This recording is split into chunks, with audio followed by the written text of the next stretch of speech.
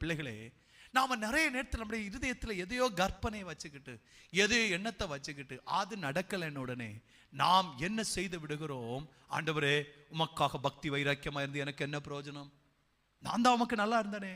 நீ கேட்கிற அன்புதே சபையே, உங்களுக்கு தெரியுமா, நம்ம ஆலயத்தில் கர்த்தருடைய சமூகத்தில் வந்தா கர்த்தரை நல்லா பாடி துதிக்கிறோம். நம்முடைய நம்பிக்கை என்னவாக இருக்கும் என்றால், ஆண்டவரே, நான் அக்கினி நடுவு நடந்தாலும் நீர் என்னோடு கூட இருக்க, நான் வெந்து போக மாட்டேன். நான் தண்ணீர்களில் நடந்தாலும் நீர் என்னோடு கூட. அந்த வசனையில நமக்கு ரொம்ப நல்லா தெரியும். ஆனால் தண்ணீர் வந்துச்சுன்னா என்னப்பா தேடுவோம்? ஆண்டவரே, தவறான பாதையில் வந்துட்டேன், நீர் என்ன எங்க நடத்தியிருக்க மாட்டீர். I made a mistake. So எதை கரெக்ட் பண்ண விரும்புவோம்? Will try to correct our eye. பாதையை ரிட்டர்ன் பண்ணிடுவோம், பின்வாங்கி போய் விடுவோம். வேற ஏதாவது பாதையை வைக்கலாம், இல்ல புது ரூட்டை கண்டுபிடிக்கலாம்.